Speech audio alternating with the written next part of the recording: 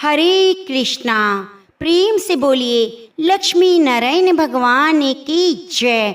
आप सभी भक्तों को शरद पूर्णिमा की हार्दिक शुभकामनाएं। प्रिय भक्तजनों, कार्तिक माह का शुभ आरंभ होने जा रहा है। शास्त्रों के अनुसार शरद पूर्णिमा के दिन महालक्ष्मी जी भगवान श्री विष्णु के साथ गरुड़ पर बैठकर पृथ्वी लोक में भ्रमण के लिए आती हैं और माता लक्ष्मी जी अपने भक्तों पर अपनी कृपा बरसाती हैं। माना जाता है जिस घर में अंधेरा हो या जो सोया रहता है, माता लक्ष्मी जी उनके दरवाजे से लौट जाती हैं। माँ लक्ष्मी की कृपा से लोगों को कर्ज से मुक्ति मिलती है। यही कारण है कि शरद पूर्णिमा को कर्ज मुक्ति पूर्णिमा भी कहते हैं। अलग अलग जगह पर शरद पूर्णिमा अलग अलग नामों से जानी जाती है। कुछ जगह पर इसे कोजागरी पूर्णिमा, कमोद व्रत के नाम से भी जानते हैं। शरद पूर्णिमा की रात अपने आप में अद्वितीय मानी जाती है, क्योंकि इस दिन चंद्रमा सबसे ज्यादा उज्जवल और सौम्य होता है। कहते हैं चंद्रमा इस दिन 16 कलाओं से परिपूर्ण होता है। चंद्रमा की किरणों में विशेष औषधीय गुण होते हैं जो स्वास्थ्य और समृद्धि प्रदान करते हैं। शरद पूर्णिमा का पावन पर्व भगवान श्री कृष्ण और देवी लक्ष्मी से जुड़ा हुआ है। इस दिन की गई पूजा अर्चना से धन धान्य और खुशहाली की प्राप्ति होती है। इस रात को विशेष रूप से खीर बनाकर चंद्रमा की किरणों में रखा जाता है, जिसे अमृत तुल्य माना जाता है। कहते हैं इस दिन चंद्रमा अमृत की बरसात करता है। सभी भक्तजन इस दिन शरद पूर्णिमा की रात्रि को भगवान का आशीर्वाद प्राप्त करना चाहते हैं। यह पर्व न केवल भक्ति और आस्था का पर्व है, बल्कि प्रकृति के साथ मानव के गहरे संबंधों को भी दर्शाता है। शरद पूर्णिमा की रात को ही भगवान श्री कृष्ण और राधा रानी की रास लीला भी हुई थी। इस दिन भगवान श्री कृष्ण ने अपनी असंख्य गोपियों को अपनी असंख्य रूप के दर्शन कराए। आज के दिन जो भक्त सच्चे मन से शरद पूर्णिमा की कथा को सुनता है, उस पर भगवान श्री कृष्ण की कृपा विशेष रूप से प्राप्त होती है। प्रिय भक्तजनों, अपने मन को थाम लीजिए, खो जाइए श्री कृष्ण और राधा रानी की रास लीला में। वृंदावन की उन गलियों में जहाँ पर शरद पूर्णिमा की रात्रि को रास लीला हो रही है, और उनके महत्व का वर्णन करते हुए इस कथा को सुनिए। एक बार एक साहूकार की 2 पुत्रियां थी। दोनों ही पुत्रियां पूर्णिमा का व्रत रखती। बड़ी पुत्री तो पूरे विधि विधान के साथ अपना पूरा व्रत करती, बल्कि छोटी पुत्री अधूरा ही व्रत करती। इसका परिणाम यह हुआ कि विवाह होने के बाद छोटी पुत्री की संतान पैदा होते ही मर जाती है। उसने पंडितों से इसका कारण पूछा तो उन्होंने बताया कि तुम पूर्णिमा का अधूरा व्रत करती थी, जिसके कारण तुम्हारी संतान पैदा होते ही मर जाती थी। पूर्णिमा का पूरा व्रत विधि विधान से करने से तुम्हारी संतान जीवित रह सकती है। तब उसने पंडितों की सलाह पर पूर्णिमा का व्रत पूरा विधि विधान से किया। बाद में उसके एक पुत्र हुआ, लेकिन देखिए ये उसके भाग्य का खेल था या दुर्भाग्य। उसकी यह संतान भी ज्यादा दिनों तक जीवित न रही। अपनी इस संतान को मृत देखकर छोटी बहन के पांव तले जमीन खिसक गई, लेकिन इस बार उसे लगा शायद से उसकी बड़ी बहन के पुण्य फल उसके पुत्र के प्राण वापस लौटा दें। ऐसा सोचकर उसने अपनी संतान को एक पटरे पर चादर से ढककर लिटा दिया और बड़ी बहन को घर पर बुला लाई। जब बड़ी बहन घर पर आई तो उसने अपनी बहन से बोला, आप इस पटरे पर बैठ जाओ। ऐसे ही बड़ी बहन बैठने लगी। उसकी साड़ी का पल्लू उस मरे हुए बच्चे से स्पर्श हो गया और वह जोर जोर से रोने लगा। जब नन्हे से शिशु को रोता देखा तो बड़ी बहन को बहुत गुस्सा आया और वह गुस्से में बोली, बहन तुम मुझसे ये कैसा पाप कराने जा रही थी? मेरे बैठने से इस बच्चे को कुछ हो जाता तो? यह सुनकर छोटी बहन बोली, अरे दीदी, यह तो पहले से ही मरा पड़ा है, यह तो आपके भाग्य से जीवित हुआ है। आपने हमेशा शरद पूर्णिमा का व्रत विधि पूर्वक किया, यह उसी का फल है। आपके पल्लू के स्पर्श मात्र से मेरी संतान फिर से जीवित हो गई। छोटी बहन की संतान को नया जीवन दान मिला, और जब यह समाचार नगर के राजा को मिला तो उसने पूरे नगर में ढिंढोरा पिटवा दिया और सबको इस पावन व्रत को रखने की सलाह दी। तभी से लोगों की श्रद्धा इस व्रत में निहित है और भक्त अपने भाग्य को जागृत करने के लिए इस व्रत को पूरी श्रद्धा से करते हैं। शरद पूर्णिमा से जुड़ी एक व्रत कथा के अनुसार भगवान श्री कृष्ण ने एक बार अपनी मैया को भी यशोदा को सुनाया। द्वापर युग में एक समय की बात है। यशोदा जी ने भगवान श्री कृष्ण से पूछा, हे कृष्ण, तुम सारे संसार के उत्पन्न करता, पोषक और उसके संहार करता हो। आज कोई ऐसा व्रत मुझसे कहो जिसके करने से मृत्यु लोक में स्त्रियों को विधवा होने का भय ना रहे। यह व्रत सभी मनोकामनाओं को पूर्ण करने वाला हो। श्री कृष्ण कहने लगे, हे माता, तुमने अति सुंदर प्रश्न किया। मैं तुमसे ऐसे एक व्रत का वर्णन करता हूँ। सौभाग्य की प्राप्ति के लिए स्त्रियों को 32 पूर्णमासियों का व्रत करना चाहिए। इस व्रत के करने से स्त्रियों को सौभाग्य संपत्ति मिलती है। यह व्रत अचल सौभाग्य देने वाला है। भगवान शिव के प्रति मनुष्य मात्र की भक्ति को बढ़ाने वाला है। यशोदा जी कहने लगी, हे कृष्ण, सर्वप्रथम इस व्रत को मृत्युलोक में किसने किया, इसके विषय में विस्तार पूर्वक मुझसे कहो। कृष्ण जी कहने लगे, इस भूमंडल पर एक अत्यंत प्रसिद्ध राजा चंद्रहास से पालित अनेक प्रकार के रत्नों से परिपूर्ण कातिका नाम की एक नगरी थी। वहाँ पर धनेश्वर नाम के एक ब्राह्मण रहता। उसकी स्त्री अति सुशीला रूपवती थी। दोनों ही उस नगरी में बड़े प्रेम के साथ रहते। घर में धन धान्य आदि की कमी ना थी। उनको एक बड़ा दुख था कि उनकी कोई संतान नहीं थी। इस दुख से वे अत्यंत दुखी रहते। एक समय एक बड़ा तपस्वी योगी उस नगरी में आया। वह योगी उस ब्राह्मण के घर को छोड़कर अन्य सब घरों से भिक्षा लाकर भोजन किया करता। रूपवती से वह भिक्षा नहीं लिया करता। उस योगी ने एक दिन रूपवती से भिक्षा ना लेकर किसी अन्य घर से भिक्षा लेकर गंगा किनारे जाकर भिक्षान को प्रेम पूर्वक खाया कि धनेश्वर ने योगी को यह सब कार्य किसी प्रकार से करते हुए देख लिया। अपनी भिक्षा के अनादर से दुखी होकर धनेश्वर योगी से बोला, हे महात्मन, आप सब घरों से भिक्षा लेते हैं परंतु मेरे घर की भिक्षा कभी नहीं लेते, इसका क्या कारण है? योगी ने कहा, निसंतान के घर की भीख पतितों के अन्न के तुल्य होती है और जो पतितों का अन्न खाता है वह भी पतित हो जाता है। चूंकि तुम निसंतान हो अतः पतित हो जाने के भय से मैं तुम्हारे घर की भिक्षा नहीं लेता। धनेश्वर यह बात सुनकर अपने मन में बहुत दुखी हुआ और हाथ जोड़कर योगी के पैरों पर गिर पड़ा तथा आर्द्र भाव से कहने लगा, हे महाराज, यदि ऐसा है तो आप मुझको पुत्र प्राप्ति का उपाय बताएं। आप सर्वज्ञ हैं, मुझ पर अवश्य ही कृपा कीजिए।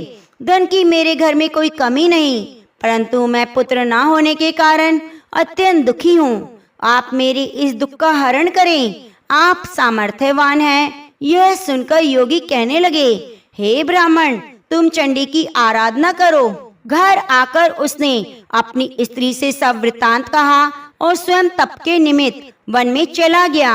वन में जाकर उसने चंडी की उपासना की, उपवास किया। चंडी ने 16वें दिन उसको स्वप्न में दर्शन दिया और कहा, हे धनेश्वर, जा तेरा पुत्र होगा परंतु वह 16 वर्ष की आयु में मृत्यु को प्राप्त हो जाएगा। यदि तुम दोनों स्त्री पुरुष 32 पूर्णमासियों का व्रत विधि पूर्वक करोगे तो वह दीर्घ आयु होगा। जितनी तुम्हारी सामर्थ्य हो आटे के दिए बनाकर शिव जी का पूजन करना, परंतु पूर्णमासी को 32 ही रखना। प्रातःकाल होने पर इस स्थान के समीप तुम एक आम का वृक्ष दिखेगा। उस पर चढ़कर तुम एक फल तोड़कर शीघ्र अपने घर चले आना। अपनी स्त्री से सब वृतांत कहना। ऋतु स्नान के बाद वह स्वच्छ होकर भगवान शंकर जी का ध्यान करके उस फल को खा लेगी। तब शंकर भगवान की कृपा से उसको गर्भ हो जाएगा। जब वह ब्राह्मण प्रातःकाल उठा तो उसने उस स्थान पर एक आम का वृक्ष देखा जिस पर एक अत्यंत सुंदर आम का फल लगा हुआ था। उस ब्राह्मण ने उस आम के वृक्ष पर चढ़कर उस फल को तोड़ने का प्रयत्न किया परंतु वृक्ष पर कई बार प्रयत्न करने पर भी वह ना चढ़ पाया। तब तो उस ब्राह्मण को बहुत चिंता हुई। विघ्न विनाशक श्री गणेश जी की वंदना करने लगा। हे दयानिधे, अपने भक्तों के विघ्नों का नाश करके उनके मंगल कार्य को करने वाले, दुष्टों का नाश करने वाले, रिद्धि सिद्धि को देने वाले, आप मुझ पर कृपा करके इतना बल दें कि मैं अपने मनोरथ को पूर्ण कर सकूं। इस प्रकार गणेश जी की प्रार्थना करने पर उनकी कृपा से धनेश्वर वृक्ष पर चढ़ गया और उसने एक अति सुंदर आम का फल देखा। उसने विचार किया, जो वरदान से फल मिला था वह यह है, यह कोई और फल दिखाई नहीं देता।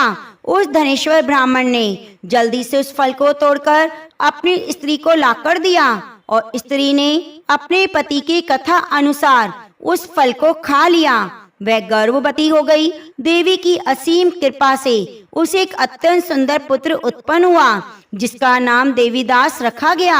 माता पिता के हर्ष और शोक के साथ वह बालक शुक्ल पक्ष के चंद्रमा की भांति अपने पिता के घर में बढ़ने लगा।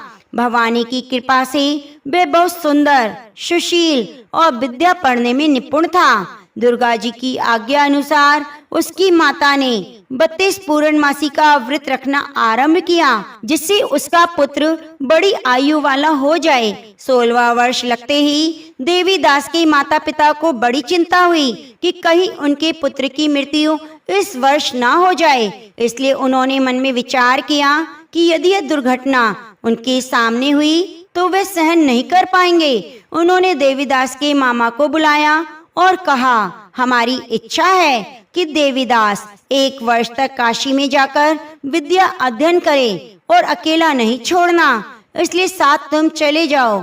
1 वर्ष बाद इसको वापस लौटा लाना।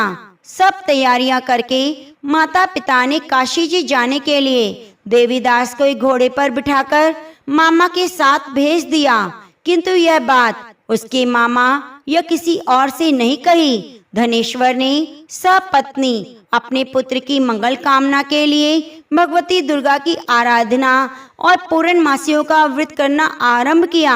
इस प्रकार बराबर 32 पूर्णमासी का व्रत पूरा किया। कुछ समय बाद एक दिन वे दोनों मामा भांजे मार्ग में रात्रि बिताने के लिए किसी ग्राम में ठहरे हुए थे। उस दिन उस गांव में एक ब्राह्मण की अत्यंत सुंदर, सुशील, विद्वान कन्या का विवाह होने वाला था। जिस धर्मशाला के अंदर वर और बारात ठहरी हुई थी, उसी धर्मशाला में देवीदास और उनके मामा ठहरे हुए थे। संयोगवश कन्या को तेल आदि चढ़ाकर मंडप आदि का कार्य किया गया, तो लग्न के समय वर को धनुर्वात हो गया।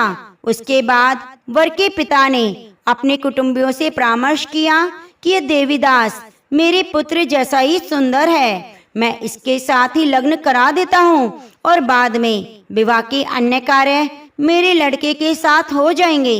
ऐसा सोचकर वह देवीदास के मामा से जाकर बोला कि तुम थोड़ी देर के लिए अपने भांजे को हमें दे दो, जिससे विवाह के लग्न का सब कार्य सुचारू रूप से हो जाए। तब उसका मामा कहने लगा, जो कुछ भी मधुपर्क आदि कन्यादान के समय वर को मिले वह सब हमें दे दिया जाए, तो मेरा भांजा इस बारात का दूल्हा बन जाएगा। यह बात वर के पिता ने स्वीकार कर ली। अपना भांजा वर बनने के लिए भेज दिया और उसके साथ सभी कार्य रात्रि में विधि पूर्वक संपन्न हो गए। पत्नी के साथ वह भोजन ना कर सका।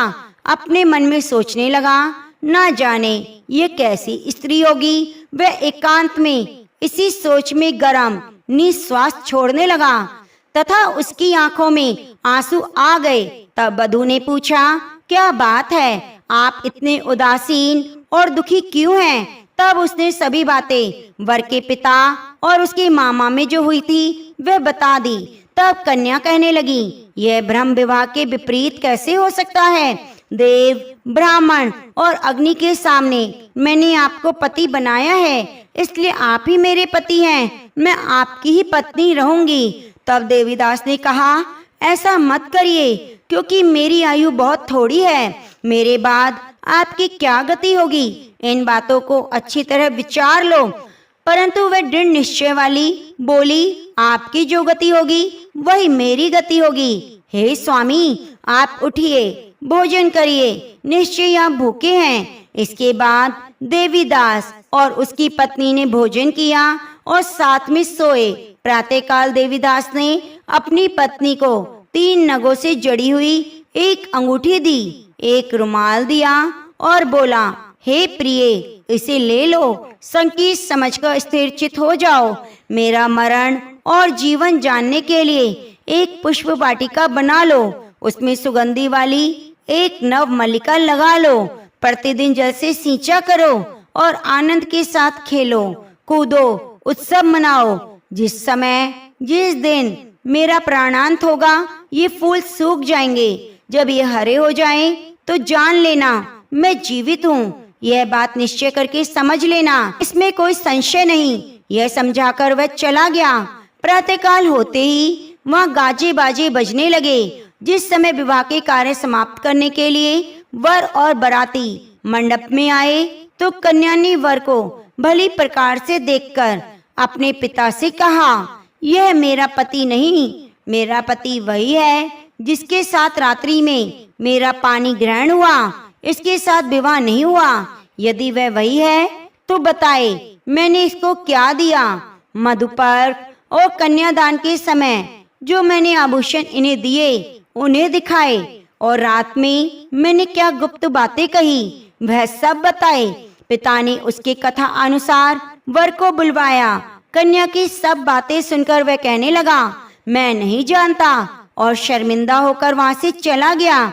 सारी बारात भी अपमानित होकर वहां से लौट गई। भगवान श्री कृष्ण बोले, हे माता, इस प्रकार काशी में देवीदास विद्या अध्ययन के लिए चला गया। जब कुछ समय व्यतीत हुआ, तो काल से प्रेरित होकर एक सर्प रात्रि के समय उसको डसने आया। उस सांप के प्रभाव से उसके शयन का स्थान चारों ओर से विष की ज्वाला से विषैला हो गया, परंतु वृतराज के प्रभाव से उसको काटने ना पाया, क्योंकि पहले ही उसकी माता ने 32 पूर्णिमा का व्रत कर रखा था। इसके बाद मध्याह्न के समय स्वयं काल वहां पर आया। उसके शरीर से उसके प्राणों को निकालने का प्रयत्न करने लगा, जिससे वह मूर्छित होकर पृथ्वी पर गिर गया। भगवान की कृपा से उसी समय पार्वती जी भगवान शंकर के संग वहां आई। मूर्छित दशा में देखकर पार्वती जी ने भगवान शंकर से कहा, हे महाराज, इस बालक की माता ने पहले ही 32 पूर्णिमा का व्रत किया था, जिसके प्रभाव से हे भगवान, आप इसको प्राणदान दे दीजिए। भवानी के कहने पर भगवान शिव ने उसको प्राणदान दे दिया। इस व्रत के प्रभाव से काल को भी पीछे हटना पड़ा और देवीदास हंसते हंसते बैठ गया। उधर उसकी स्त्री उसकी प्रतीक्षा कर रही थी। जब उसने देखा पुष्प वाटिका में पत्र पुष्प कुछ न रहे, तो उसको अत्यंत आश्चर्य हुआ। जब वह वैसे ही हरी भरी हो गई, तो वह जान गई कि वे जीवित हो गए हैं। यह देखकर वह बहुत खुश हुई और अपने पिता से कहने लगी, हे पिताजी, मेरे पति जीवित हैं, उनको ढूंढवाइए। जब 16वां वर्ष व्यतीत हो गया, तो देवीदास भी अपनी मामा के साथ काशी से चल दिया। इधर उसके ससुर उसको ढूंढने के लिए अपने घर से जाने ही वाले थे कि दोनों मामा भांजे वहां आ गए। उनको आया देखकर उनके ससुर को बहुत प्रसन्नता हुई और घर ले गए। उस समय नगर के निवासी भी वहां इकट्ठा हो गए। सबने निश्चय किया कि अवश्य ही इसी बालक के साथ इस कन्या का विवाह हुआ है। उस बालक को जब कन्या ने देखा तो पहचान लिया। कहा, यह तो वही है जो संकेत करके गया था। उसके बाद सभी कहने लगे, भला हुआ जो ये आ गया, और चारों तरफ उल्लास छा गया। कुछ दिन बाद देवीदास अपनी पत्नी और मामा के साथ अपने ससुर के घर से बहुत सारा दान दहेज उपहार आदि लेकर अपने घर को चला। जब वह अपने गांव के निकट पहुंचा, तो कई लोगों ने उसे देखकर माता पिता को पहले ही जाकर खबर दे दी कि तुम्हारा पुत्र देवीदास अपनी पत्नी और मामा के साथ आ गया है। ऐसा सुनकर उन्हें पहले तो विश्वास नहीं हुआ, किंतु जब लोगों ने समर्थन किया तो उन्हें आश्चर्य हुआ और थोड़ी ही देर में देवीदास ने आकर माता पिता के चरणों में सिर रखकर प्रणाम किया।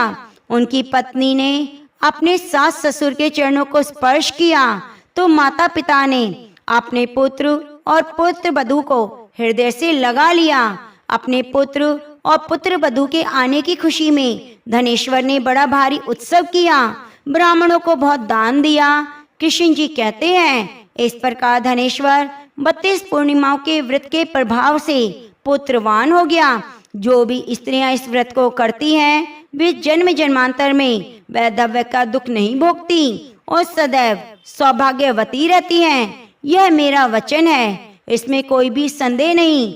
यह व्रत सभी मनोकामनाओं को पूरी करने वाला है। पूर्णिमा के दिन एक कटोरी चावल और उसमें कुछ दक्षिणा रखकर ब्राह्मण को दान जरूर देना चाहिए। तो प्रेम से बोलिए कृष्ण भगवान की जय। नमः पार्वती पते, हर हर महादेव। प्रिय भक्तजनों, कार्तिक मास का शुभ आरंभ हो गया है और आप हमारे चैनल पर नित्य प्रति कार्तिक पूर्णिमाओं की कथाओं को सुनने के लिए चैनल को सब्सक्राइब कर लीजिए और बगल में बनी घंटी को दबा लीजिए। कार्तिक मास की संपूर्ण कथाएं और साथ ही भागवत कथा का अध्ययन भी आप एक ही कथा के माध्यम से करेंगे। तो आप हमारे चैनल पर बने रहिएगा। धन्यवाद।